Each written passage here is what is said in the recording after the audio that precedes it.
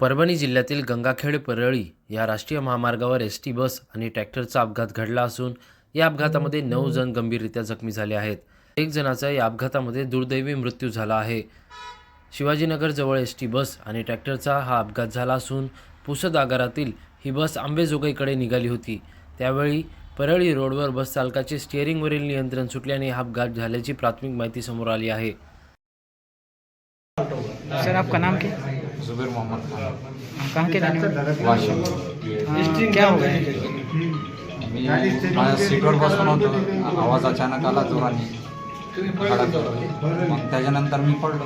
मग ते काकाले एक हाताने धरला, एक हाताने एंगलले धरला, मला लागला. गाडी कुठे जात होती? आंबेजोगाईला. किती प्रवासी होते? 6 लोक प्रवासी होते. कुणाकुणाला मार लागलेला आहे? मार जास्त नाही लागला प्रवासाला. सर, आपलं नाव काय? संतोष जयजान वाड, राहणार कुठले? बोरखेडी तालुका रिसोड. त्या गाडीचे वाहक आहेत तर चालक आहेत? चालक. काय झालं होतं? हां, काय झालं होतं नेमकं गाडी? मी परळीकडे चाललो आणि ते ट्रॅक्टरवर गागा खेळू लागलो. बरं. ते समोरून गाडी लागलं. गाडी कंट्रोल झाली नाही का? गाडी कंट्रोल झाली सगळी, पण ते स्टेरिंग सगळं खुलं झालं. किती प्रवासी होते गाडीत? 6. कोणाकोणाला मार लागला? हां, मार कुणाकोणाला लागला काय?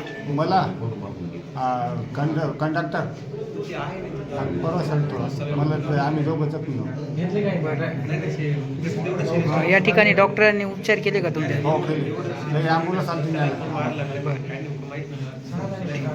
बाबा, वायशेवाडी तालुका कर्जत, कुठं जात होता? जिल्हा अहिल्यानगर. देवाला आलतो औंढ्याला. हां, औंढ्यावरून परळी वैजनाथला निघालो होतो. काय झालं? मध्येच ॲक्सिडेंट झाला एस टी. कशात झाला अपघात? ट्रॅक्टर आणि एस टी. किती प्रवासी होतात तुम्ही बसमध्ये? एस टीचा 5-6 प्रवासी होतो. बरं. कुणाकुणाला मार लागला? आता बाकीचं काय मला तर लागलाय डोक्याला, बाकीच्याला मुका मार लागलाय वाटतं. प्रतिनिधी राजकुमार मुंडे, DLP न्यूज, गंगाखेड.